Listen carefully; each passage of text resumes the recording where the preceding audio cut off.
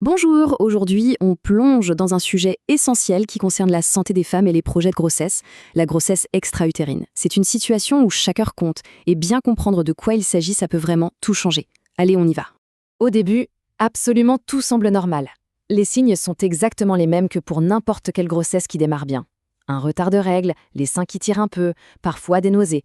Franchement, à ce stade, impossible de se douter que quelque chose cloche. Sauf que derrière cette apparence de normalité se cache en réalité une véritable bombe à retardement. Si on ne la repère pas à temps, la situation peut très vite basculer et devenir une urgence absolue. La vigilance est donc le maître mot. Alors la grande question, c'est comment on fait la différence? Quels sont les signaux d'alarme à ne surtout pas ignorer et comment le corps médical arrive à poser le bon diagnostic avant qu'il ne soit trop tard? C'est tout ce qu'on va décortiquer ensemble. Alors, pour commencer, il faut bien comprendre pourquoi on parle d'urgence gynécologique. Il est crucial de saisir la gravité de la chose dès le départ. On ne parle pas d'une petite complication, mais bien d'un événement qui peut avoir des conséquences très très sérieuses. Ce chiffre, il est parlant. Environ une grossesse sur 50, soit 2%, est une grossesse extra-utérine. Ça représente des milliers et des milliers de cas chaque année. Ce n'est donc pas du tout un phénomène rare. Et c'est pour ça qu'il est indispensable d'en connaître les rouages, qu'on soit professionnel de santé ou directement concerné. Bon, concrètement, qu'est-ce qui se passe? L'utérus, c'est le seul endroit du corps qui est parfaitement conçu pour accueillir un embryon. C'est un peu un cocon 5 étoiles. Dans une grossesse extra-utérine, l'embryon, au lieu de s'installer là, il s'implante ailleurs. Et dans plus de 95% des cas, c'est dans une trompe de Fallope, un conduit minuscule qui n'est absolument pas fait pour ça. Et voilà pourquoi c'est une urgence. En se développant, l'embryon étire la paroi de la trompe jusqu'au point de rupture. Et quand la trompe se rompt, ça provoque une hémorragie interne massive qui peut être foudroyante. C'est la raison terrible pour laquelle c'est la première cause de décès maternel au premier trimestre. Un diagnostic précoce, ça ne sauve pas seulement la fertilité, ça sauve des vies. Forcément, la question qui vient tout de suite après, c'est mais pourquoi? Pourquoi est-ce que ça arrive? Est-ce qu'il y a des facteurs qui augmentent le risque? C'est ce qu'on va voir maintenant. En fait, il n'y a pas une seule cause, mais plutôt un ensemble de facteurs de risque. Par exemple, le tabac, eh bien, il paralyse les petits cils qui tapissent l'intérieur de la trompe et qui sont censés aider l'œuf à avancer. Une vieille infection sexuellement transmissible, comme la chlamydia, même si elle est guérie, a pu laisser des cicatrices qui bloquent le passage. Mais le facteur le plus fort, de loin, c'est d'en avoir déjà fait une. Là, le risque de récidive est multiplié par 10. Cette image, elle résume tout. En gros, c'est un problème de tuyauterie. Le chemin normal de l'œuf fécondé est bloqué. Et l'embryon, qui lui est programmé pour s'implanter rapidement, eh bien il s'arrête et s'implante là où il se trouve, dans un endroit qui n'est pas du tout prêt à l'accueillir. Allez, on aborde la partie la plus importante. Comment on la reconnaît?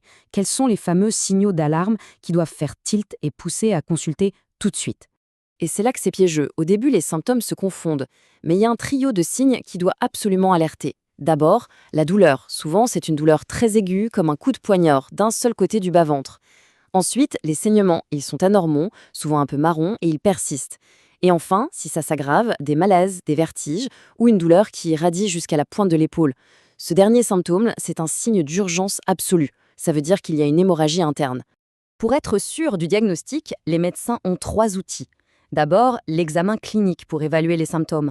Ensuite, la prise de sang pour doser l'hormone de grossesse, la bêta-HCG.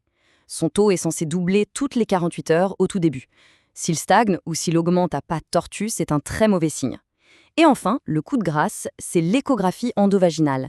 Si le test de grossesse est positif, mais qu'on ne voit rien dans l'utérus, le diagnostic est quasiment certain. Et ça, c'est super important de le comprendre. Le diagnostic n'est pas toujours immédiat. Il peut y avoir quelques jours de flou, une sorte de zone grise, où il faut refaire les prises de sang et les échographies. C'est une attente qui est évidemment très angoissante, mais cette surveillance rapprochée est juste indispensable pour ne pas se tromper. Une fois que le diagnostic est certain, il n'y a plus une minute à perdre. Voyons quelles sont les options sur la table pour intervenir.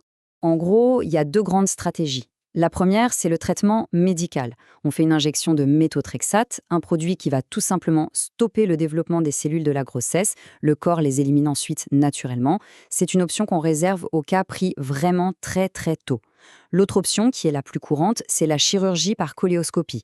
C'est une opération mini-invasive qui permet au chirurgien d'aller retirer la grossesse directement. Et pendant cette opération, le chirurgien doit parfois faire un choix crucial, surtout s'il y a un désir de grossesse. Si la trompe n'est pas trop abîmée, il peut essayer de l'ouvrir, de retirer la grossesse, puis de la refermer. Ça, c'est la salpingotomie. On dit qu'elle est conservatrice. Mais si la trompe est déjà fissurée ou trop endommagée, là, il n'y a pas le choix. Il faut l'enlever entièrement. C'est la salpingectomie. C'est une décision lourde, bien sûr, mais elle est prise pour la sécurité de la patiente avant tout. On va maintenant aborder la question qui brûle toutes les lèvres après une épreuve pareille. Et après, comment ça se passe? Et surtout, qu'est-ce que ça veut dire pour la fertilité? C'est la grande inquiétude, bien évidemment. Est-ce que ça veut dire que le chemin pour avoir un enfant est compromis? Heureusement, dans la très grande majorité des cas, la réponse est non. Par contre, il faut être lucide. Le risque d'en refaire une existe. Il est estimé entre 10 et 25%. Ça veut dire que pour toute nouvelle grossesse, il faudra une surveillance ultra rapprochée dès le premier jour. Prise de sang, échographie très précoce, tout sera mis en place pour vérifier que cette fois-ci, l'embryon s'est bien installé au bon endroit. Un conseil pratique mais essentiel, les médecins recommandent en général de faire une pause de 3 à 6 mois avant de relancer les essais. C'est vraiment le temps nécessaire pour que le corps récupère physiquement, mais aussi émotionnellement, et pour repartir sur un nouveau projet dans les meilleures conditions possibles. Et on termine avec ce message, qui est un message d'espoir. Le corps humain a des capacités d'adaptation assez incroyables. Même si une trompe a dû être enlevée, l'autre peut très bien prendre le relais et même aller chercher l'ovule de l'ovaire d'en face. Une grossesse extra-utérine, c'est une épreuve physique et psychologique immense, c'est certain, mais ça ne signe que très rarement la fin d'un projet d'enfant. Le chemin est parfois un peu plus compliqué, mais la porte reste grande ouverte.